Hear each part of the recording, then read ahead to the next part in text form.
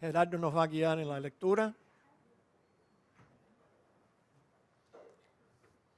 Todos puestos de pie.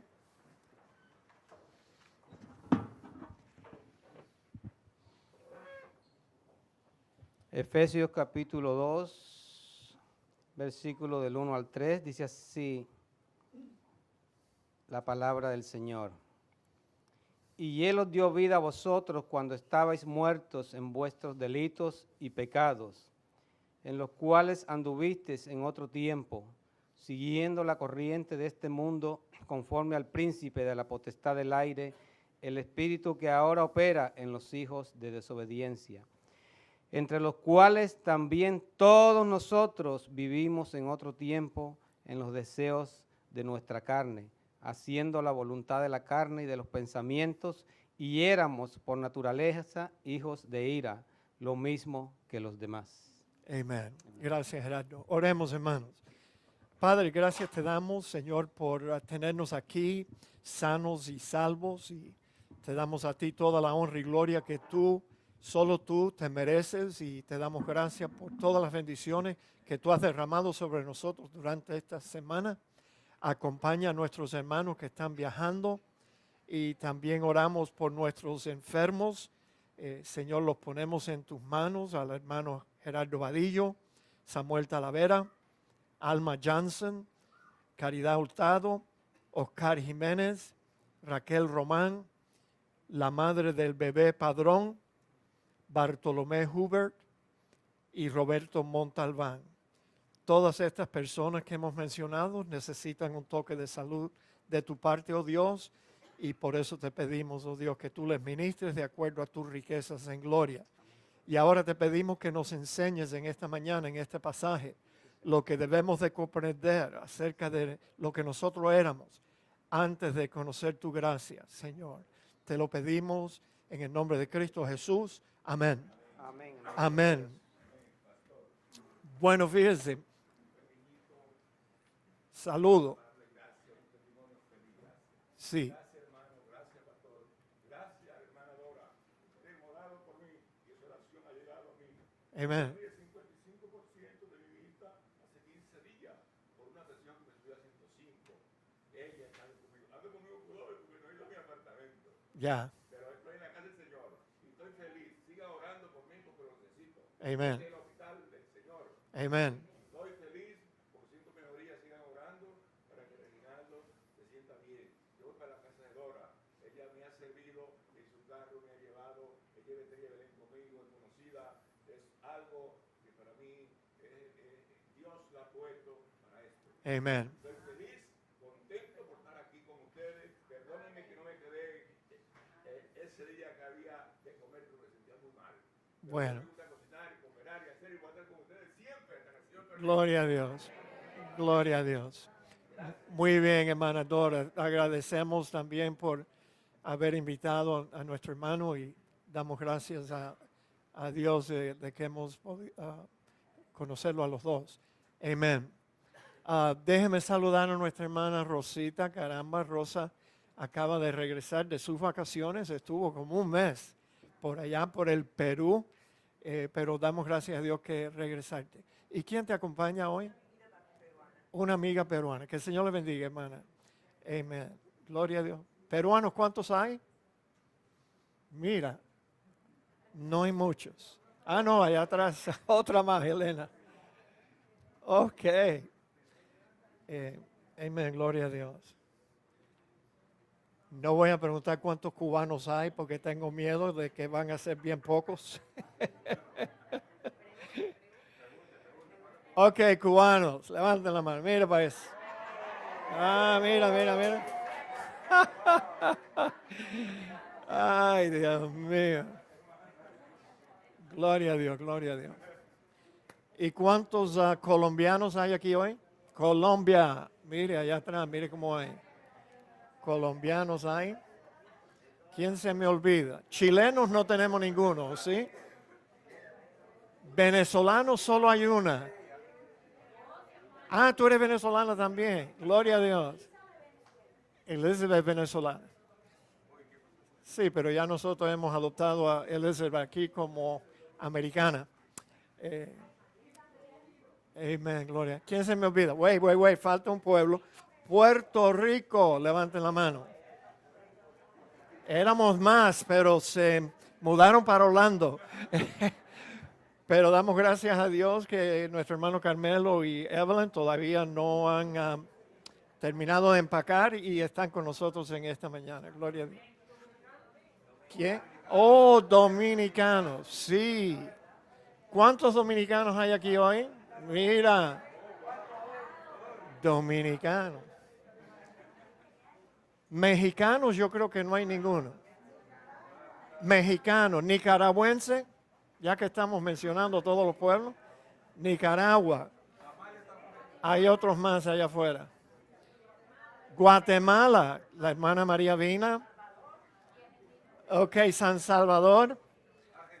Anybody here de MS-13? No. La hermana salvadoreña.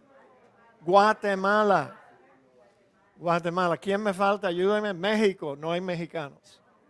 No, you gotta go to Texas para ver mexicanos. Israelita no hay ninguno. Haití, yes, we have one. Mírala, allí, escondidita allá atrás. Ella cuida a los niños pequeños. La hermana Hermancia Castro, Haití. Ya mencioné todos. Ecuador, teníamos ecuatorianos, pero ya no. Sí. Bueno, mis amados hermanos, vamos a la tarea que nos toca hoy, estudiar este pasaje. Aquí el apóstol Pablo nos está pintando un retrato o dándonos una biografía de lo que nosotros éramos antes de conocer a Cristo.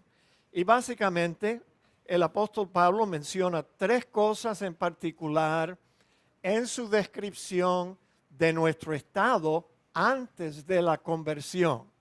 Lo primero que ya estudiamos la semana pasada es que Pablo dice que estando muertos en delitos y pecados, Dios nos dio vida juntamente con Cristo. Hoy vamos a ver que también éramos esclavos del mal. Estábamos esclavizados por el pecado y la maldad.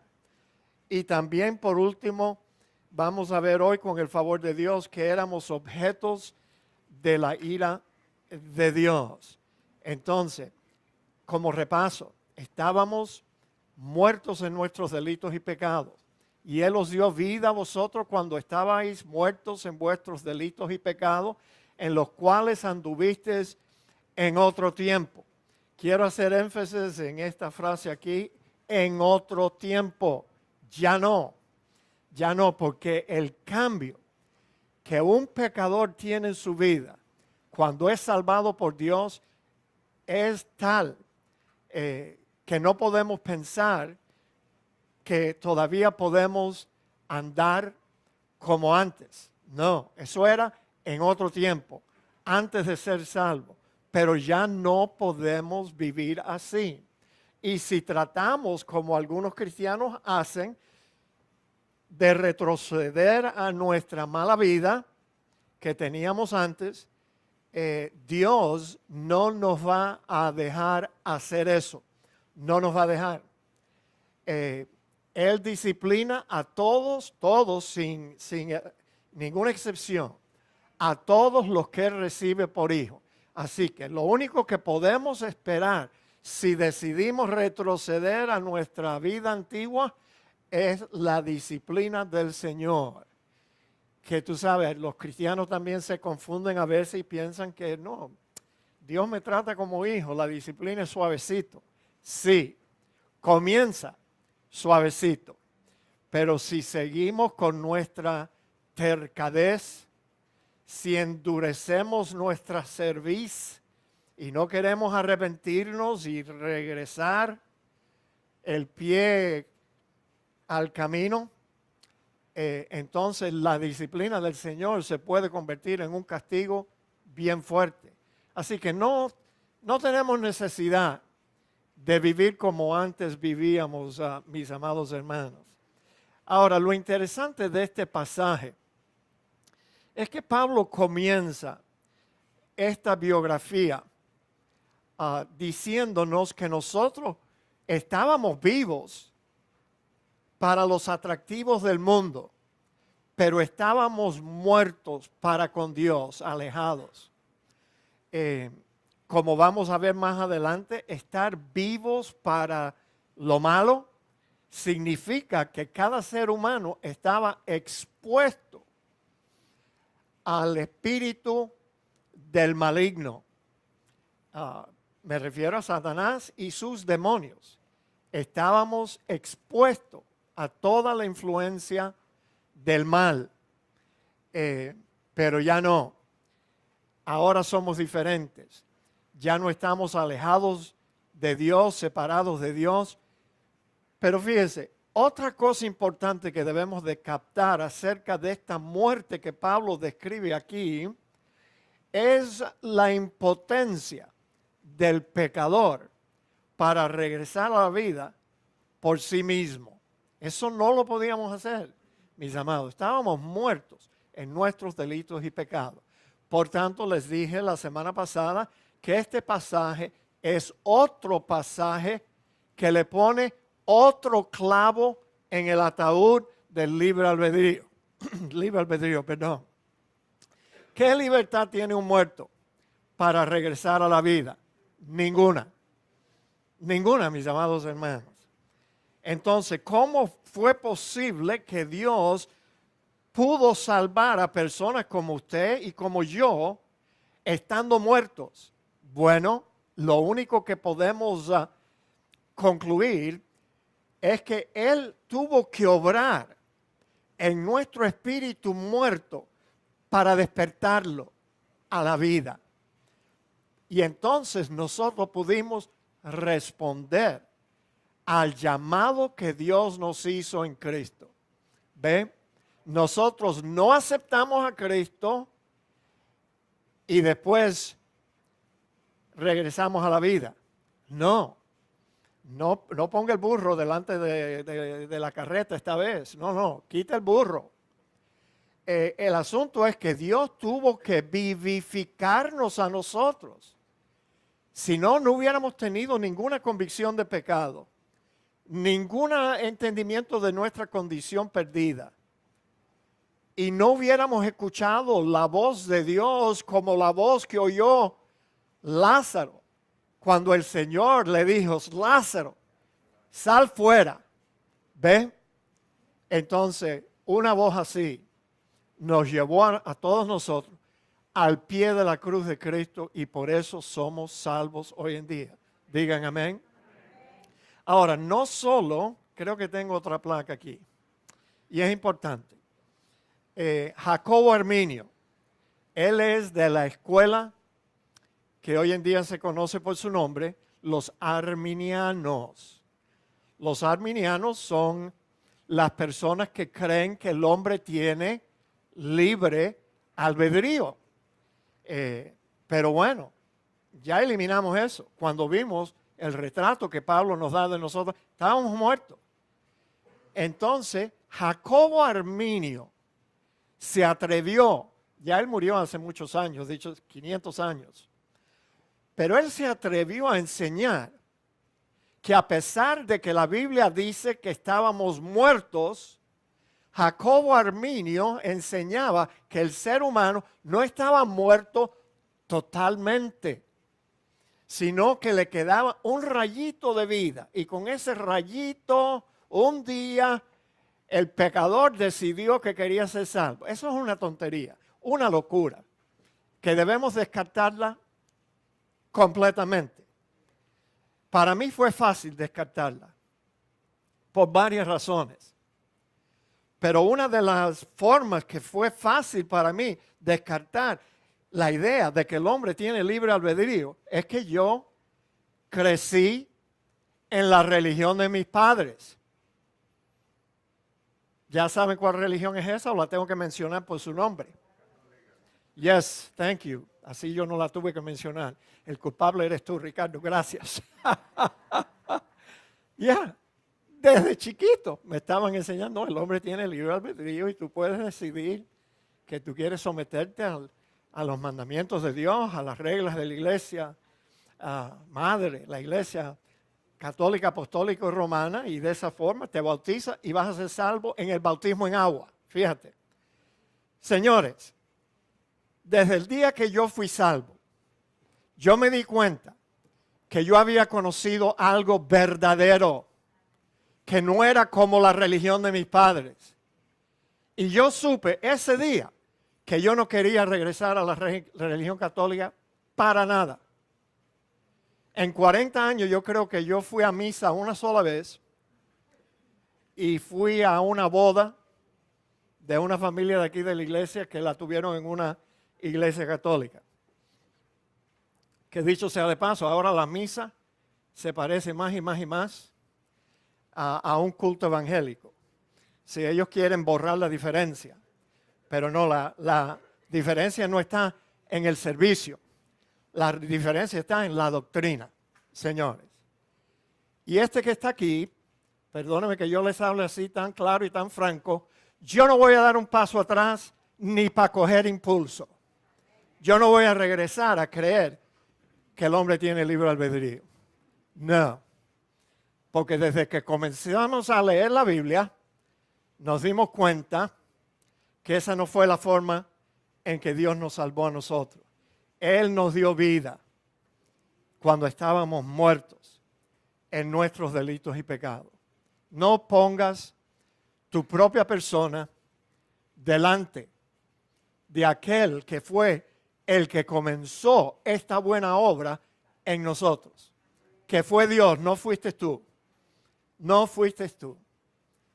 Ahora, qué triste es saber que la mayoría de los cristianos han regresado atrás a Roma para creer de nuevo en el libre albedrío. ¿Sabían ustedes? Esto yo lo he dicho varias veces, pero quizá usted nunca lo oyó. La denominación a la cual nosotros pertenecemos, todavía no nos han votado, es la Convención Bautista del Sur. Esta convención comenzó en el año 1845 y comenzó con una doctrina exactamente igual que la que tenemos en nuestra iglesia. Todos los líderes que fundaron esta denominación eran calvinistas, reformados. Creían que la salvación viene por medio de la elección y predestinación. No solamente comenzó nuestra denominación con una doctrina correcta, sino que por los primeros 80 años de la historia de esta denominación que nadie puede negar. Si hay algo que la gente no puede negar, es la historia. Porque la historia está escrita. No la pueden negar. Por los primeros 80 años, la denominación de los Bautistas del Sur, eso era lo único que ellos enseñaban. En todos los seminarios, en todas las iglesias. Pero por allí, por el año 1920, los Bautistas del Sur comenzaron a regresar a Roma. Y hoy en día, la doctrina oficial de la Convención Bautista del Sur es muy parecida a lo que enseña la Iglesia Católica acerca de la salvación, que viene por medio del libre albedrío del hombre. Señores, fíjense, si usted comienza a dar pasos para atrás, para Roma, te puede bien fácil pasar lo que le pasó a un amigo mío, pastor y misionero bautista, es un evangelista, que me dijo a mí hace 2 o 3 semanas en la oficina aquí de la iglesia, que un pecador no puede ser salvo hasta que no se bautice. Fíjese, eso es otra doctrina de la religión de mis padres, que la salvación viene por medio de las aguas del bautismo. La Iglesia Católica enseña la regeneración bautismal por el bautismo. Ellos no conocen lo que es ser bautizado con el Espíritu Santo. Los católicos no la conocen. Qué triste. Que no conocen la gracia de Dios. A pesar de que hablan de ella, a cada rato mencionan la gracia de Dios, pero no la entienden porque no la han experimentado. Un sacerdote católico habla de la gracia de Dios. Es igual que cuando él habla acerca del matrimonio. Él sabe que el matrimonio existe. Él es el que oficia las ceremonias nupciales. El único problema con un sacerdote católico y el matrimonio es que él nunca se ha casado. Lo mismo con la gracia de Dios. Ellos saben que existe, anda por ahí, pero nunca la han abrazado. Porque están tratando de ganarse la salvación por sus obras y sus méritos. Qué triste. Qué triste ver ahora nuestra denominación caminando para atrás para Roma, señores. Bueno, que les vaya bien, pero yo no voy por ese camino. No way. Ni un paso. Ni un paso para atrás. That's it. Un católico no deja su religión por un igual. Un católico no deja su religión por una religión peor. El católico solamente deja su religión cuando encuentra algo mejor. Por la gracia de Dios, eso fue lo que nos pasó a nosotros. Encontré algo mejor, señores. Y yo no voy a ir para atrás. Yo no quiero ningún, como algunos de los televangelistas, los más charlatanes y sinvergüenza, que ahora quieren hacer alianzas con el Papa. Tú sabes, porque ellos no ven mucha diferencia entre una religión y la otra. That doesn't speak well. Eso no habla bien de los televangelistas. Puede ser que muchos de ellos no son ni salvos. Se han enriquecido, se han hecho de un nombre, pero a lo mejor no van a ir al cielo, mis amados hermanos. Entonces, fíjese, éramos esclavos del mal también. Añade esa imagen al retrato de lo que nosotros éramos antes de ser salvos. Y Él os dio vida a vosotros cuando estabais muertos en vuestros delitos y pecados, en los cuales anduvisteis en otro tiempo, siguiendo la corriente de este mundo, conforme al príncipe de la potestad del aire, el espíritu que ahora opera en los hijos de desobediencia, entre los cuales también todos nosotros, porque este retrato nos pinta a todos nosotros, vivimos en otro tiempo. Noten, 2 veces. Cuando Dios dice una cosa una vez, es cierto. Digan amén. Pero cuando lo dice 2 veces en el mismo párrafo, Dios espera agarrar nuestra atención. Esto era lo que nosotros éramos en otro tiempo. Pero al haber nacido de nuevo, Dios hizo de nosotros una nueva creación. Señores, ya no somos igual que éramos antes. No podemos entonces comportarnos como hacíamos antes. No podemos, porque Dios no lo va a permitir. Entonces, en otro tiempo éramos esclavos del mal. Digan amén. ¿Era usted malo? Dígame. Malo. Fíjate, Pablo dice que andábamos en delitos y pecados. A los lectores, Pablo les recuerda que en otro tiempo ellos anduvieron en delitos y pecados. El verbo anduviste se usa en el Nuevo Testamento con referencia a la conducta, a la manera total de vivir de uno. Y lo que Pablo dice aquí es que aquello que causa la muerte, es decir, los delitos y pecados, ese era el medio mismo en que nosotros vivíamos. Vivíamos en ese ambiente. Esa era nuestra esfera de vida antes. Éramos esclavos del mal. Fíjense lo que Pablo dice aquí. Pero gracias a Dios que aunque antes erais esclavos del pecado, habéis obedecido de corazón aquella forma de doctrina a la cual fuisteis entregados y libertados del pecado, vinisteis a ser siervos ahora de la justicia. Dicho sea, de paso, la palabra aquí, siervos, es una palabra que fue traducida como un siervo para suavizar el impacto del texto griego que era esclavos. Antes éramos esclavos del pecado, pero ahora somos esclavos de la justicia.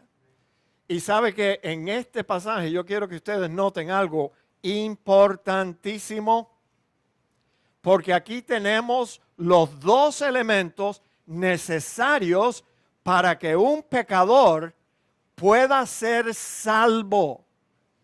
Fíjese, dos elementos aquí. Primero dice, vamos a mencionar primero, el primer elemento que hace falta para que un pecador sea salvo es la soberana voluntad de Dios. Su soberana elección y predestinación. Porque aquí dice que fuimos entregados a esa forma de doctrina. ¿Y quién fue el que nos entregó? Dios mismo. Nos entregó. Así que el primer elemento para que un pecador sea salvo es la soberanía de Dios, la acción soberana de Dios sobre un pecador. Pero el otro elemento, escuchen bien, el otro elemento es la voluntad del hombre. Yes. Yo nunca he dicho que el hombre no tiene voluntad. El hombre tiene voluntad. El problema del hombre es que su voluntad no era libre. No hay libre albedrío. El hombre no tenía libertad. Pero el hombre tiene que obedecer al mensaje del Evangelio. Y ahora, ¿entienden los dos elementos? Primero, Dios. Aunque aquí está mencionado en segundo lugar, fuisteis entregados. Pero primero habéis obedecido. Pero díganme ustedes, si no teníamos libertad, si estábamos muertos, ¿cómo fue que nos nació un día el deseo de obedecer el Evangelio? Yo quiero que alguien responda. Esto es una prueba. Por favor, encienda primero el foquito aquí arriba antes de contestar. No contesten mal. Si no estás segura de la respuesta, no contestes. En parte. ¿Cómo es que Dios logra que nosotros utilicemos nuestra voluntad para obedecer el mensaje del Evangelio y creer en Cristo? ¿Cómo Dios lo logra? Nadie lo sabe. Ay, Dios mío. No. No, todavía el Espíritu no está en ti hasta que no obedezcas. No, chico, no. ¿Cómo es que Dios logra que un muerto un día decida obedecer el mensaje del Evangelio?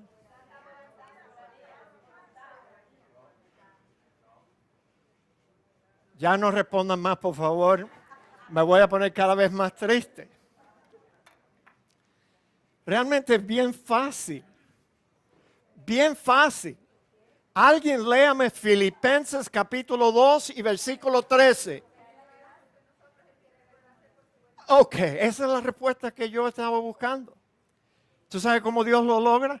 Él pone el deseo en el pecador de decirle sí a Jesús. Yes. Dios produce en nosotros el deseo como el hacer por su buena voluntad.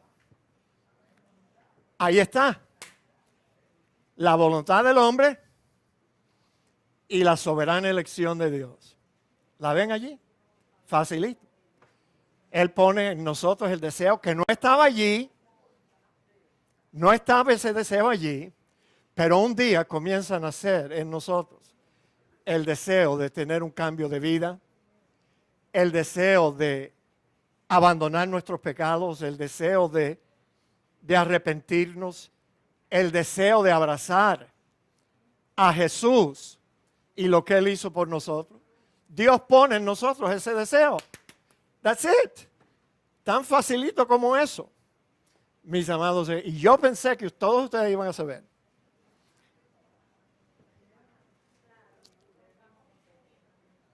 No. Yo no estoy tratando de lograr que ustedes lean mis pensamientos. Nadie puede hacer eso. Pero esto es algo que ya ustedes deben de saber.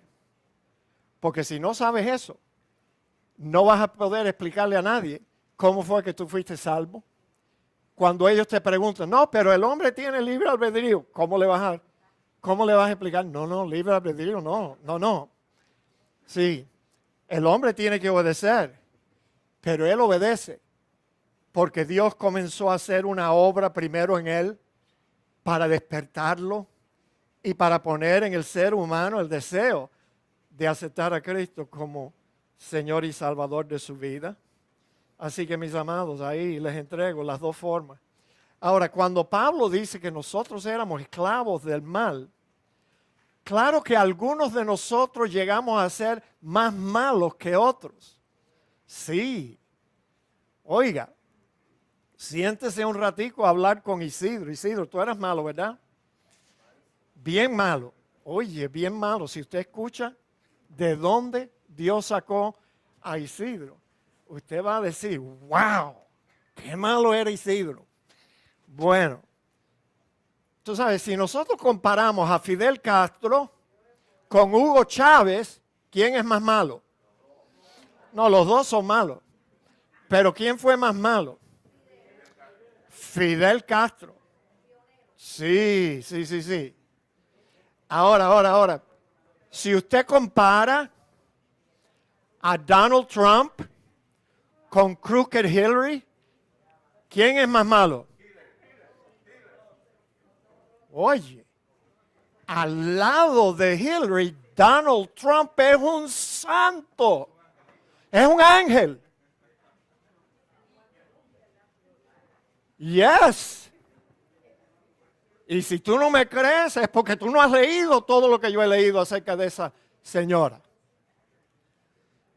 Ahora, fíjate, todos nosotros teníamos un grado de maldad. Yo me considero que yo era bien malo también. Si usted y yo nos comparamos con un asesino o con un ladrón o con un abusador, un violador de niños o de mujeres o de hombres, pudiéramos fácilmente equivocarnos y pensar que nosotros éramos buenos. No es cierto. Si usted se compara con alguien peor que usted, pero fíjese, compárese ahora con la perfección y la santidad de nuestro Dios. ¿Y qué va a pasar? Bueno, entonces todos tuviéramos que darnos cuenta que éramos malos. Éramos esclavos del mal. Ahora, Pablo también describe varios aspectos de nuestra corrupción moral. Primero dice que nos conformábamos a las normas del mundo, las normas variables del mundo. ¿Qué es lo que dice Pablo ahora en Romanos capítulo 12? No os conforméis a este siglo, sino transformaos por medio de la renovación de vuestro entendimiento. Pero antes nosotros, todos, estábamos siguiendo la corriente de este mundo, mis amados. Eso era lo que los efesios hacían y es lo que nosotros hacíamos también antes de ser salvos. Seguíamos las ideas del mundo, las modas del mundo. Todo igual. Ahora, no vaya a pensar que la corriente de este mundo o del mundo de aquel entonces era muy diferente a la corriente de este mundo actual. La nueva moralidad que se habla hoy en día no es nada nueva. ¿Sabía usted eso? Oye, la maldad de los seres humanos viene caminando desde el jardín del Edén. El segundo pecado que es mencionado en la Biblia es cuando Caín mató a su hermano Abel. Fíjense cuán pronta fue la corrupción moral del ser humano de comer el fruto de un árbol prohibido a levantar su mano contra su hermano. Pero, oiga, vamos a tener que caernos de la mata en esta mañana. Los hombres no han inventado ningún nuevo pecado que no existiera desde los tiempos de Adán. Y te lo voy a comprobar. No hay nada nuevo debajo del sol, mis amados. Mira, Eclesiastés capítulo 1, versículo 2. Este pasaje es tan interesante. Vanidad de vanidades, dijo el predicador, vanidad de vanidades, todo es vanidad. ¿Qué provecho tiene el hombre de todo su trabajo con que se afana debajo del sol? Generación va y generación viene, mas la tierra siempre permanece. Ahora escuche, sale el sol y se pone el sol y se apresura a volver al lugar de donde se levanta. El viento tira hacia el sur y rodea al norte. Va girando de continuo y sus giros vuelve, el viento a sus giros vuelve de nuevo el viento. Los ríos también, mira, todo es cíclico, es lo que está diciendo. Todo es cíclico. Los ríos todos van al mar y el mar no se llena. ¿Sabe por qué no? Si el agua regresa a donde los ríos vinieron. Así es un ciclo. Todo es cíclico, todo es cíclico. Los ríos corren al mar y luego se forman las nubes sobre el mar y viene la lluvia sobre el lugar donde las aguas de los ríos salieron. Y entonces, todas las cosas son fastidiosas, fatigosas. Digan amén. Ay, fatigosa, más de lo que el hombre puede expresar. Nunca se sacia el ojo de ver ni el oído de oír. Ahora, ¿qué es lo que fue? Lo mismo que será. ¿Qué es lo que ha sido hecho? Lo mismo que se hará. Y nada hay nuevo debajo del sol. ¿Hay algo de que se puede decir, he aquí, esto es nuevo? Ya fue en los siglos que nos han precedido. ¿Se están dando cuenta, mis amados? La maldad de los hombres es cíclica. No hay nueva moralidad. No. Lo que estamos viendo hoy en día.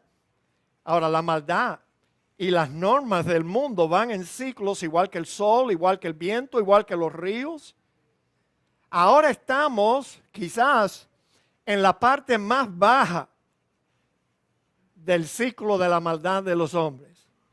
Pero donde estamos ahora, ya la humanidad estuvo antes en cuanto a la maldad. Vuelvo y repito, los hombres en el siglo XXI no han inventado ningún nuevo pecado. Es el mismo pecado que ha existido, la misma maldad que ha existido desde Adán hacia adelante.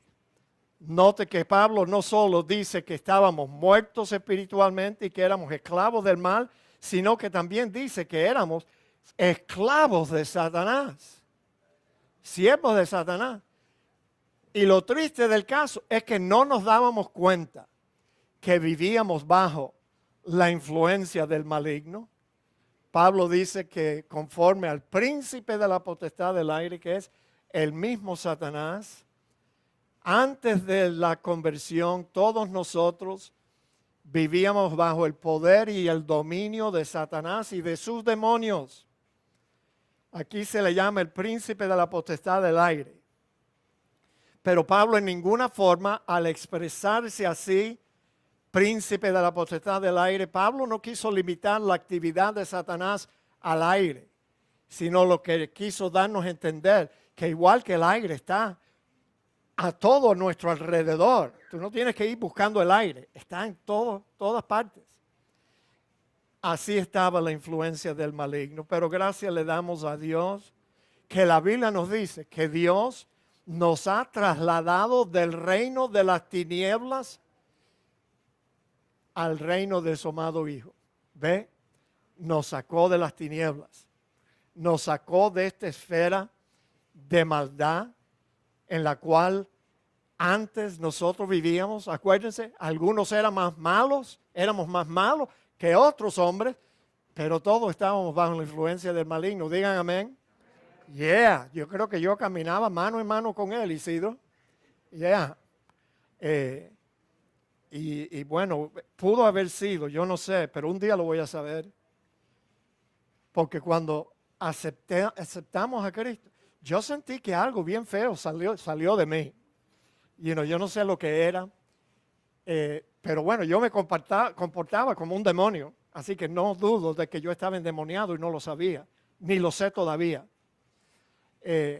Pero mis amados hermanos, oiga, algunos hombres llegan a ser bien malos y hacen atrocidades. Fíjate, el Señor Jesucristo, hablando con un grupo de judíos religiosos que no habían creído en Él nada, eran impostores, y le respondieron y le dijeron: nuestro padre es Abraham. Jesús le dijo: si fueses hijo de Abraham, las obras de Abraham ustedes las harían también. Pero ahora procuráis matarme a mí, hombre que os he hablado la verdad, la cual he oído de Dios. No hizo esto Abraham. Vosotros hacéis las obras de vuestro padre. Entonces le dijeron: nosotros no somos nacidos de fornicación, un padre tenemos que es Dios. Jesús entonces les dijo: si vuestro padre fuese Dios, ciertamente me amaríais, porque yo de Dios he salido y he venido, pues no he venido por mí mismo, sino que Él me envió. ¿Por qué no entendéis mi lenguaje? ¿Por qué no podéis escuchar mi palabra? Porque estaban muertos. Vosotros sois de vuestro padre el diablo, y los deseos de vuestro padre queréis hacer. Él ha sido homicida desde el principio y no ha permanecido en la verdad, porque no hay verdad en él. Cuando habla mentira, de lo suyo habla, porque es mentiroso y el padre de mentira. Y a mí, porque digo la verdad, no me creéis y me quieren matar. Ay, mis amados hermanos, ¿sabe cuáles son las personas más malas que han caminado sobre la faz de la tierra? Los hombres religiosos. Los hombres religiosos. De todas las religiones en la historia de la humanidad, se mataban unos contra otros. Hoy en día la religión falsa de los musulmanes, ellos piensan que le están haciendo un favor a su Dios, Alá. Alá tú. Sí. Piensa que le están haciendo un favor a su Dios matando a cristianos. Los hombres más asesinos, más ladrones, más malvados han sido los hombres religiosos, como estos, que quisieron matar a Jesús por ninguna buena razón. Solamente porque la santidad de Cristo exponía la maldad en ellos. Él sí era bueno. Pero ellos eran hijos del diablo. Los hombres religiosos son los peores hombres en el mundo, porque ellos piensan que ellos han encontrado la verdadera religión, siendo una religión inventada por los hombres y falsa, y hacen atrocidades. Caramba, vamos a hablar un poco. ¿Puedo hablarle francamente? Hoy en día, tú sabes, debido a que vivimos en la era de la información, hoy en día nos enteramos la corrupción moral en el sacerdocio católico. Ahora sí lo voy a decir. No me da pena. Por años llevaban abusando niños y niñas, mujeres. Oye, las historias que yo mismo he oído de algunas personas aquí en la iglesia. Óyeme, hombres religiosos, pero corruptos moralmente, porque tienen una religión, pero no tienen una relación con Dios. No han sido salvos. Entonces, son gobernados por Satanás. ¿Cómo es posible que un sacerdote que se supone que haya rendido su vida al servicio de Dios, luego termina abusando a algunos, decenas de niños y niñas, decenas? Caballero, no te digo que las personas más malvadas que el mundo ha conocido, las que han cometido las atrocidades peores, son la gente religiosa. No son cristianos verdaderos, auténticos, pero son religiosos. Y se esconden detrás de una sotana para hacer lo que a una persona común y corriente nunca le viniera a la mente hacer. Mis amados, la próxima frase nos dice que Satanás no solo llena el aire que rodea a los hombres, sino que está activo. Look at this. Esto nos debe meter miedo. Sí, está activo dentro de ellos también. Pablo dice el espíritu que ahora opera en los hijos de desobediencia. ¿Cuánta gente endemoniada no tendremos aquí mismo en la ciudad de Miami? Y en otras ciudades aquí aún aquí en este país libre, democrático y todo, en la ciudad de Chicago, Illinois, the south side and the west side of Chicago, Illinois, el fin de semana pasada hubieron 60 personas baleadas, y no eran los policías matando gente, como CNN y MSNBC quiere hacernos creer. No, eran unos contra otros, una ganga contra otra. 60 personas heridas con balas, 12 muertos en un fin de semana. ¿Qué te parece? ¡Qué maldad! Satanás está activo. Hay que tener tanto cuidado, tú sabes. Cuidado tremendo. A mi esposa le gusta caminar de noche. Yo prefiero caminar de día, pero ella a veces quiere caminar. No sola, ella siempre o va conmigo o va con mi hijo en el barrio donde nosotros vivimos. Aquí es 1 milla de aquí. Pero ya han matado 2 en el barrio donde yo vivo. Y el robo está a la orden del día, entrando en las casas, robando. Y ya 2 personas fueron baleadas y muertas, ahí mismo en la esquina de su casa, a 3 cuadras de nuestra casa. ¿Tú crees que yo voy a dejar que Rita salga de noche a caminar por el barrio? Yo le digo, Rita, no hagas eso. ¿Pero tú crees que Rita me hace caso? No. No escarmienta. Yo a veces la amenazo y le digo, si me dejas, Te voy a reemplazar.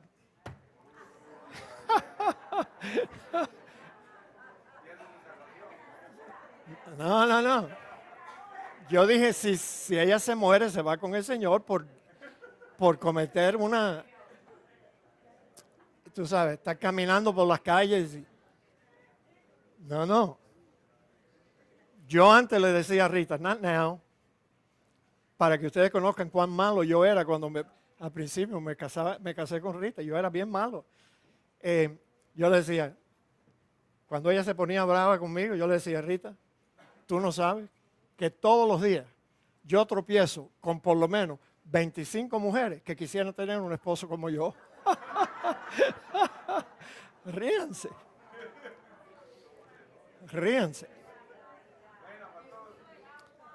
Sí, no, una paciencia mejor que la de Job. Pero como no, eso es verdad.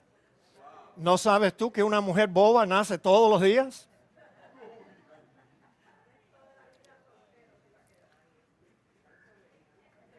Bueno, ya a la edad que yo tengo, yo no estoy buscando más problemas, ¿ok? Déjeme tranquilo, que ya yo en esta condición, si Rita se muere primero que yo, que Dios no lo quiera, that's it. Me voy a quedar solito con Cristo y nada más. Nadie más, mis nietos y ya. Ahora, ¿dónde estamos? Mira, éramos hijos de desobediencia. El espíritu que ahora opera en los hijos de desobediencia. ¿Quiénes son los hijos de desobediencia? Mis amados hermanos, el pasaje no se está refiriendo a cristianos desobedientes. Hay muchos de ellos también. Pero en la Biblia, el título hijos de desobediencia siempre se usa para señalar a los incrédulos, los inconversos, a las personas que no han nacido de nuevo. De los cristianos, la Biblia dice que nosotros somos hijos de luz, hijos del día, pero nunca nos llama hijos de desobediencia. La palabra griega traducida por desobediencia se usa siempre en la Biblia en referencia a la desobediencia hacia Dios. Y aquí describe al hombre no regenerado como en rebelión contra Dios su creador. Éramos también esclavos de nuestras pasiones y malos pensamientos. Esclavos éramos, pasiones, los deseos de la carne. Entre los cuales también todos nosotros vivimos en otro tiempo en los deseos de nuestra carne, haciendo la voluntad de la carne y de los pensamientos. Así vivíamos, los deseos de nuestra carne. Dios mío. No obstante, hoy en día todavía 50% de la gente que se casa se divorcia. 50%, caballero. Segundo matrimonio. Aumenta la tasa de divorcio con los segundos matrimonios. Tercer matrimonio, más divorcio. Sí, es fácil de comprender que una mujer que tuvo sus hijos con su primer esposo y ella le aguantó muchas cosas al padre de sus hijos, pero no le va a aguantar lo mismo al segundo, ni al tercero, ni al cuarto. No, lo despachan así mismo, así mira, en un 2x3. Y la gente le tiene miedo entonces al matrimonio. Yo era uno. Yo no quería hacer un compromiso de eso para nada. ¿Tú sabes por qué? Porque la idea que yo tenía del matrimonio era el matrimonio de mis padres y eso fue la cosa más horrible que tú puedes pensar. Siempre peleando. No había amor visible entre ellos, nada. ¿Qué hijo va a querer casarse después que vio eso en el hogar? No. el Señor tuvo que agarrar mi corazón y salvarme y darme vida. Y después pasé unos 6 años que yo les llamo mis años de purificación. Antes de que comencé a darme cuenta que ya me estaba poniendo viejo y que ya no podía vivir como antes. Y entonces Rita se apareció un día en la iglesia. Y bueno, el resto es historia. Pero no, mis amados hermanos. Noten de nuevo, y valga la redundancia, en otro tiempo nosotros vivíamos, tú sabes, haciendo la voluntad de la carne. La gente se casa hoy en día, ¿tú sabes por qué? Por pasión solamente. Y por eso tantos matrimonios fracasan. Déjame pintarte un retrato. Un joven conoce a una niña que le agrada y ya para la segunda o tercera cita ya están durmiendo juntos. That's it. Entonces todo es pasión. Ninguna parte de la relación fue de cerebro. No estaban pensando, sino que estaban siguiendo lo que sentían en su cuerpo y en su corazón. He looks good, he smells good, and he makes me feel good. He must be the one. ¿Entendieron eso? Yo no sé cómo traducir eso. Luce bien, huele bien, me hace sentir bien. Él es. ¿Los puedo maltratar todavía un poquito? No sé qué me pasó a mí anoche, que yo no dormí bien. And I'm taking it out on you. Oye, cuando yo veo, y digo esto por el bien de la juventud, no de alguien que ya metió la pata, como decimos nosotros los cubanos, el bien de la juventud. Cuando una muchacha cristiana o un muchacho cristiano se enamora de una persona inconversa, a mí me está diciendo el valor que tiene Cristo en su vida. Está demostrando lo que Cristo significa para esa persona. No significa mucho. O quizás no significa nada. Porque están dispuestos a vender su alma al diablo y vivir con el diablo y dormir con el diablo en la misma cama. Yo no sé por qué cristianos hacen eso. ¿Serán cristianos de verdad? Maybe yes. Algunos sí.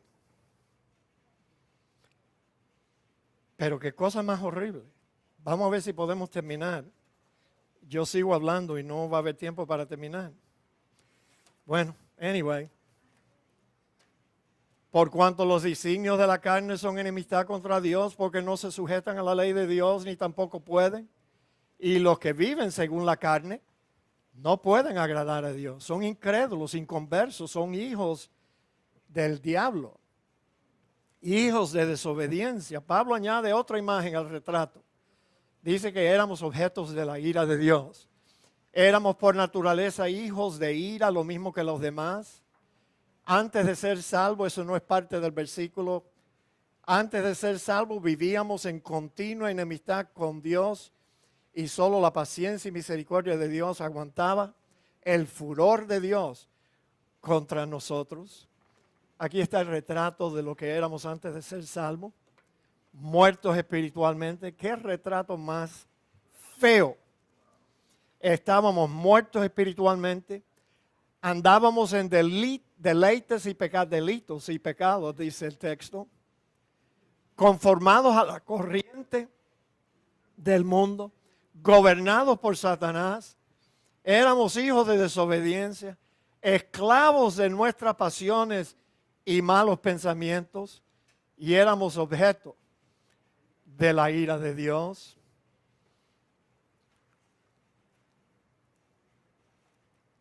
Si usted no se encuentra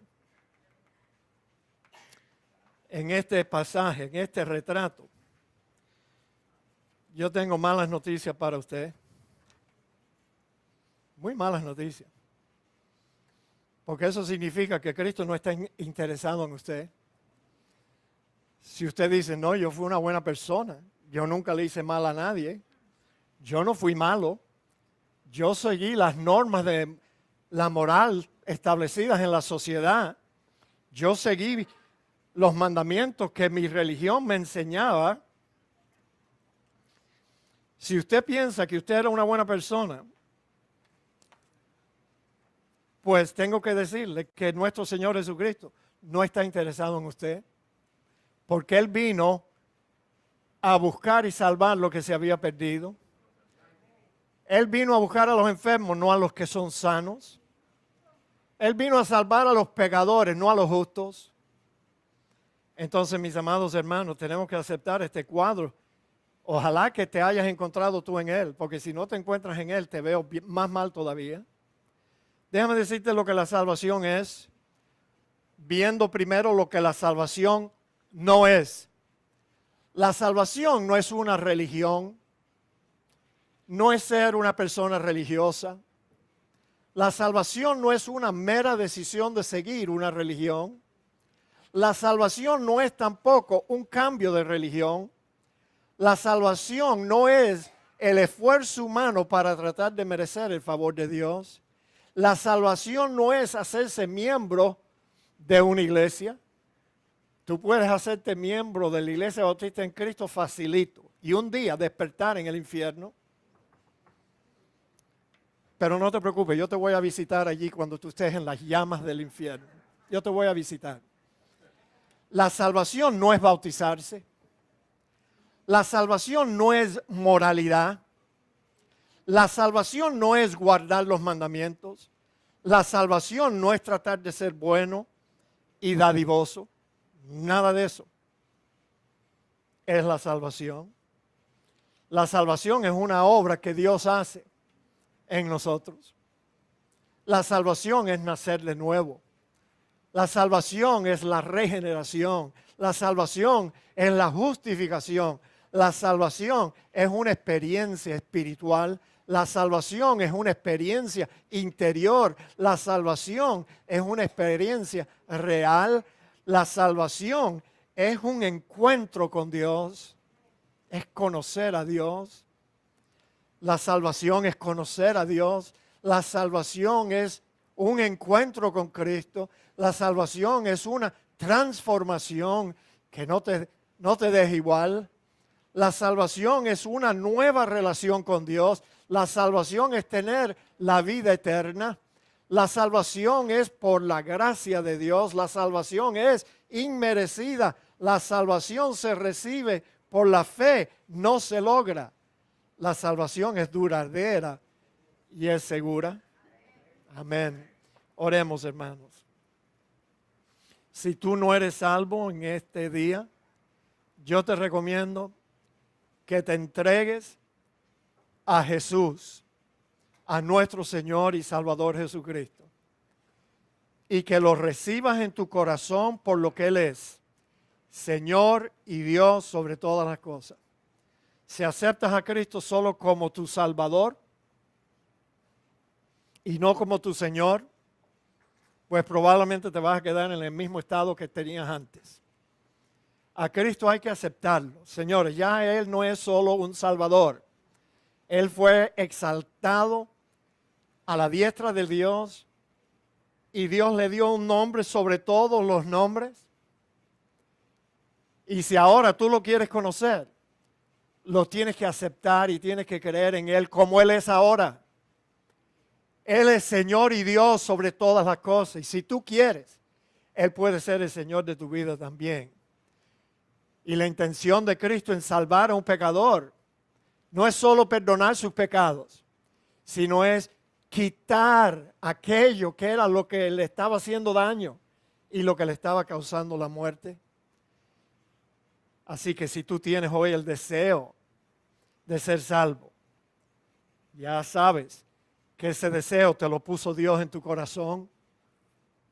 Pero tú pudieras allí mismo donde tú estás hablar con Dios y decirle a Cristo que Él venga a tu vida, te salve a ti, que tú estás dispuesto a entregarle las riendas de tu vida a Jesús. Comprométete con Él, acéptalo como tu Señor y Salvador. Y eso lo puedes hacer sin mover un dedo, sin levantar una mano, sin decir una oración, solamente con la intención de lo que está dentro de ti ahora, de tu corazón. Tú y solo tú estás allí. Y tú y solo tú le puedes decir a Cristo, Señor, ven a mi vida y sálvame a mí. Amén. Muy bien, mis amados hermanos. Gerardo va a venir para ayudarnos a entregar nuestras ofrendas al Señor.